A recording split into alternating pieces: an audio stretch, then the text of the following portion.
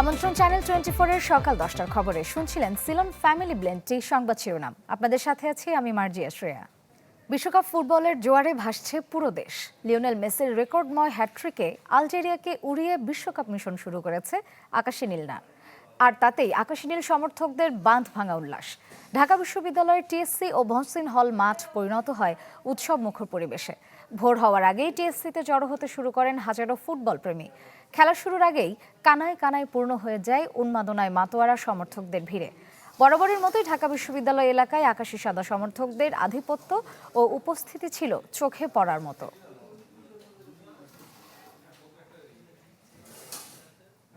Messi একাই কম হলেও 2-3টা গোল দিবে আজকে, আমার কথাই হয়েছে।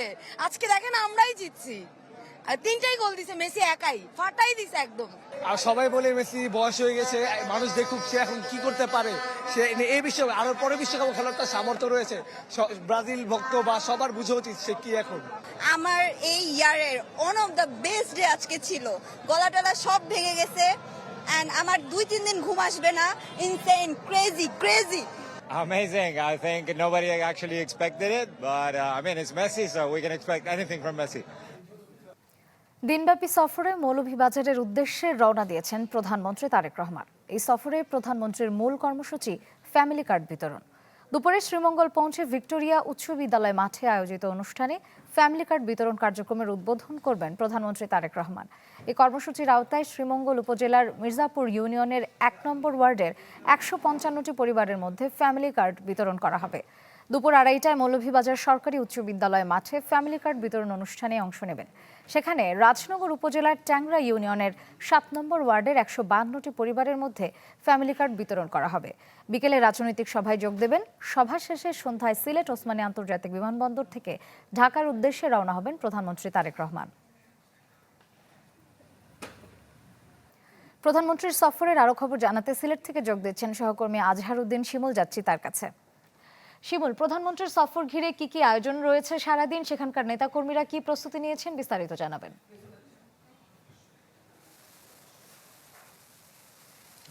মার্জিয়া, দেখুন, প্রধানমন্ত্রী তারেক রহমান আর কিছুক্ষণের মধ্যেই সিলেট ওসমানী আন্তর্জাতিক যে বিমানবন্দর সেখানে তার বহরটি অবতরণ করবে বলে আমাদেরকে বিমানবন্দর কর্তৃপক্ষ জানিয়েছে। এবং আপনাকে জানিয়ে রাখি, আজকে দুর্যোগপূর্ণ আবহাওয়া। এর আগেও যখন প্রধানমন্ত্রী তারেক রহমান গত 2 মে সিলেট সফরে আসেন তখনও কিন্তু দুর্যোগপূর্ব আবহাওয়া ছিল। এবং তার প্রস্তুতি নিয়ে, তার আগমনের প্রস্তুতি নিয়ে সব রকম প্রস্তুতি ইতিমধ্যে সম্পন্ন করেছে সিলেট এবং মৌলভীবাজারের যারা কর্তৃপক্ষ রয়েছে। এবং আপনি জানেন যে সিলেট হয়ে তিনি সড়ক পথে নির্বাচনের সময় তিনি যে লাল সবুজ বাসটি ব্যবহার করেছেন, সেই বাসেই তিনি সড়ক পথে প্রথমে শ্রীমঙ্গল যাবেন। শ্রীমঙ্গলে সেখানে ফ্যামিলি কার্ড বিতরণের পর তিনি মৌলভীবাজার যাওয়ার কথা রয়েছে, সেখানেও তিনি ফ্যামিলি কার্ড বিতরণ করবেন। এবং দুপুরের পর অর্থাৎ বিকালের দিকে তিনি দুসাই স্পা রিসোর্টে সেখানে একটি রাজনৈতিক সভায় অংশ নেবেন বলে আমরা ইতিমধ্যে জেনেছি। এবং আপনাকে জানিয়ে রাখি, সিলেট হয়ে যেহেতু তিনি যাচ্ছেন, ইতিমধ্যেই সিলেটের যারা বিএনপির নেতৃবৃন্দ রয়েছেন তারা 4টি পয়েন্টে তারেক রহমানের যে বহর রয়েছে সেই বহরকে স্বাগত জানানোর জন্য তারা ইতিমধ্যে প্রস্তুতি নিয়েছেন। একই সাথে আইনশৃঙ্খলা বাহিনীর তৎপরতা আমরা সকাল থেকে দেখেছি। কয়েক স্তরের নিরাপত্তা ব্যবস্থা জোরদার করা হয়েছে।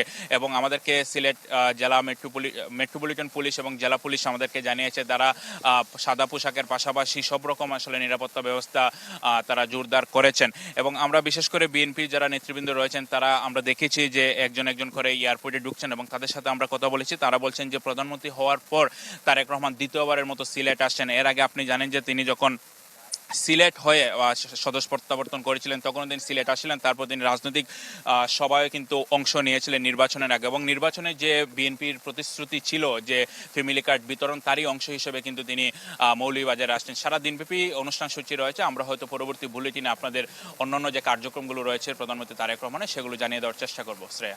ধন্যবাদ শিমুল। দর্শক, প্রধানমন্ত্রী মৌলভীবাজার সফরের খবর জানতে আমরা যুক্ত ছিলাম সিলেটে।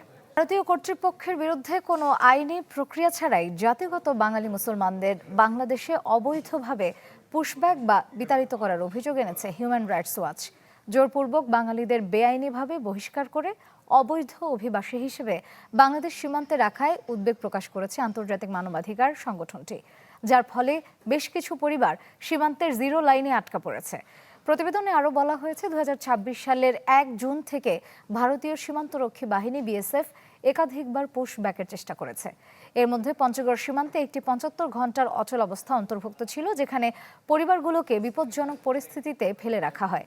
পশ্চিমবঙ্গ নির্বাচনের পর কর্মকর্তারা কথিত অবৈধ অভিবাসীদের লক্ষ্য করে একটি নীতিমালার কথা নিশ্চিত করেছেন। এর ফলে অনেককে আটক ও জোরপূর্বক বহিষ্কার করা হচ্ছে, যাদের অনেকের কাছে ভারতীয় নথিপত্র রয়েছে। সংস্থাটি বলছে, বিজেপি দায়িত্ব নেবার পরে প্রায় 5,000 মানুষকে ফিরিয়ে যেতে বাধ্য করেছে। সীমান্ত পরিস্থিতির আরো খবর জানাতে চুয়াডাঙ্গা থেকে যোগ দিচ্ছেন রেজাউল করিম লিটন। যাচ্ছি তার কাছে। লিটন, সীমান্তের আজকের কি পরিস্থিতি? শ্রেয়া, সীমান্তের পরিস্থিতি কিন্তু পরিবর্তন হয়নি। মানে উদ্বেগ, উৎকণ্ঠা, পুশিনের পেশার এগুলো রয়ে গেছে। আসলে ভারতের যে অপতৎপরতা, ভারতের যে পরিকল্পনা বাংলাদেশকে নিয়ে, বাংলাদেশের পরিবেশকে অস্থিতিশীল করার যে পরিকল্পনা, সেটি কিন্তু ভারত বন্ধ করেনি। যে কারণেই আন্তর্জাতিক সম্প্রদায়, আন্তর্জাতিক বিভিন্ন মানবাধিকার সংস্থা তারা কিন্তু এখন বাংলাদেশের দিকে দৃষ্টি রাখতে শুরু করেছে, যেমনটি আপনি নিউজে বলছিলেন। তো এই অবস্থার মধ্য দিয়ে আমি সীমান্তে আছি। এখন আপনি সীমান্তের যারা সীমান্তরক্ষী বাহিনী তারা সব সময় তৎপর আছে। বাংলাদেশের বর্ডার গার্ড ব্যাটালিয়ন ঠিক আমার সামনেই দেখছেন সীমান্তের ভারতের যে বাগান, যে ক্ষেত, সেখানে কৃষকরা কাজ করছেন একেবারেই সীমান্তে শূন্য রেখায়। তারাও উদ্বেগ উৎকণ্ঠায় আছে। এর মধ্য দিয়েই বিজিবির টহল কিন্তু সার্বক্ষণিক সীমান্তে রয়েছে। বিজিবি তাদের ভেহিকেলস, তাদের মোটরসাইকেল, তাদের বিভিন্ন ধরনের লজিস্টিক সাপোর্ট নিয়ে তারা কিন্তু টহল অব্যাহত রেখেছে। শ্রেয়া, আরেকটি বিষয় আপনি জানেন যে বাংলাদেশের সাথে পশ্চিমবঙ্গের, বিশেষ করে ভারতের যে সীমান্ত রয়েছে, পশ্চিমবঙ্গের দীর্ঘ যে সীমান্ত, সেখানে কিন্তু তারা বিশেষ করে রাতের বেলা বাঙালি মুসলমান যারা, বাংলা ভাষাভাষী মুসলমান যারা, তাদেরকে ধরে এনে কাঁটাতারের বেড়ার গেট দিয়ে তারা ঢুকিয়ে দিচ্ছে বাংলাদেশে, এবং শূন্য রেখায় এসে নারী, পুরুষ, শিশু তারা মানবেতর জীবনযাপন করছে। এই অবস্থার মধ্য দিয়ে আসলে ভারতের এই অপতৎপরতার বিরুদ্ধে রুখে দাঁড়াতে এখন বাংলাদেশের সাধারণ জনগণও এক হয়েছে। তারা বিজিবির কাঁধে কাঁধ মিলিয়ে বর্ডার পাহারা দিচ্ছে। শ্রেয়া, এই ছিল সীমান্তের এখন পর্যন্ত সর্বশেষ পরিস্থিতি। ধন্যবাদ। দর্শক, সীমান্ত পরিস্থিতির খবর জানতে আমরা যুক্ত ছিলাম চুয়াডাঙ্গায়। যুক্তরাষ্ট্রের সাথে সমঝোতা সইয়ের পর থেকে লেবাননে অন্তত 84 বার যুদ্ধবিরতি চুক্তি লঙ্ঘন করেছে ইসরায়েল, এমন দাবি করেছে ইরান। হামলা অব্যাহত থাকলে কঠোর প্রতিশোধের হুঁশিয়ারিও জানিয়েছে তেহরান। মঙ্গলবার দক্ষিণ লেবাননে ইসরায়েলের হামলায় অন্তত 4 জন নিহত হয়। এই হামলার প্রতিক্রিয়ায় মার্কিন প্রেসিডেন্ট ট্রাম্প জানান, লেবাননের ক্ষেত্রে ইসরায়েলকে আরও দায়িত্বশীল আচরণ বজায় রাখতে হবে।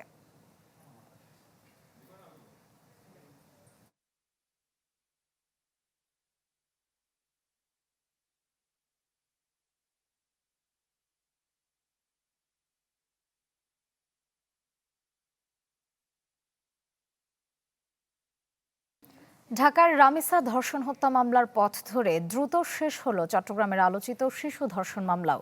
আজ এই মামলার রায় ঘোষণা হবে। রাষ্ট্রপক্ষের প্রত্যাশা, ন্যায় বিচার পাবে 4 বছরের শিশুটি। একই দিন ঘোষণা করা হবে 6 টুকরো করে শিশু আলিনা ইসলাম আয়াত হত্যা মামলার রায়ও। যেখানে বছরের পর বছর কোনো ক্ষেত্রে যুগ পার হয়ে যায়, সেখানে মাত্র 7 কর্মদিবসে শেষ হলো চট্টগ্রামের বাকলিয়ায় আলোচিত শিশু ধর্ষণ মামলার বিচার কাজ। মঙ্গলবার শিশু সহিংসতা দমন ট্রাইব্যুনালের বিচারক সৈয়দা হাফসা ঝুমার আদালতে ছিল মামলাটির যুক্তিতর্ক উপস্থাপন। এতে সাক্ষ্য প্রমাণ মিলে একমাত্র আসামি মনির হোসেনের সর্বোচ্চ শাস্তি চান রাষ্ট্রপক্ষের আইনজীবী। দুপক্ষের শুনানি শেষে বিচারক রায় ঘোষণার দিনক্ষণ জানান। ভিকটিমের 22 ধারা জবানবন্দি, আসামির 164, সেই সাথে মেডিকেল রিপোর্ট এবং আমাদের পারিপার্শ্বিক সাক্ষী, সোনা সাক্ষী সহ যত সাক্ষী রয়েছে, সমস্ত সাক্ষী সন্দেহাতীতভাবে অত্র মামলা প্রমাণ করতে পেরেছে এবং তাদের বক্তব্য উপস্থাপন করতে পেরেছে, এবং জেরাতেও সমস্তভাবে সবকিছু উঠে এসেছে। আমরা আশা করছি, সেই জন্যই আমরা বলছি আমরা সন্দেহাতীতভাবে প্রমাণ করতে পেরেছি এই মামলাটি। সবকিছু তো বিচার বিশ্লেষণ করবেন বিজ্ঞ আদালত। আসামি মনির নিজস্ব আইনজীবী নিয়োগ না দেওয়ায় তার পক্ষে মামলা পরিচালনা করেন রাষ্ট্রনিযুক্ত একজন কৌশলী। তিনি মামলায় বেশ কিছু অসঙ্গতি তুলে ধরে সেসব আমলে নিয়ে আসামিকে খালাসের আবেদন জানান আদালতে। এই আইনের ক্ষেত্রে 2টা বিধান আছে, অপশন আছে। একটা হচ্ছে মৃত্যুদণ্ড, আর একটা হচ্ছে যাবজ্জীবন কারাদণ্ড। আর আমরা কোর্টকে বলছি ওনার আগের পিসিআর ততটা ঠিক ছিল না। পিসিআরে ওরকম কোনো মামলা আছে এরকম নাই। এইরকম বিভিন্ন বিষয় তুলে আমরা আদালতে আসামের রাষ্ট্রপক্ষে নিয়োজিত এসডিএলের পক্ষে আমরা এই বিষয়গুলো উপস্থাপন করেছি মূলত। আশা তো ইনশাল্লাহ আমরা নিয়ে বিচার পাবো। গেল 22 মে বাকলিয়ার চেয়ারম্যান ঘাটা এলাকায় 4 বছরের ছোট্ট শিশুটির উপর পাশবিক নির্যাতন চালায় ডেকোরেশন কর্মচারী মনির। এই মামলায় 9 জুন অভিযোগ গঠনের পরদিন শুরু হয় সাক্ষ্য গ্রহণ, যাতে মোট 18 জন সাক্ষ্য দেন আদালতে। এদিকে বহুল আলোচিত শিশু আলিনা ইসলাম আয়াত হত্যা মামলার রায়ও দেয়া হবে বুধবার। নগরীর ইপিজেড এলাকায় 2022 সালের 15 নভেম্বর অপহরণের শিকার হয় 6 বছরের আয়াত। 15 দিন পর মেলে তার 6 টুকরো মরদেহ। এই মামলায় আসামি 2 জন। Evan Mir, channel 24, Chittagong. এই ছিল সকাল 10টার খবরে। এতক্ষণ যারা সাথে ছিলেন সবাইকে ধন্যবাদ।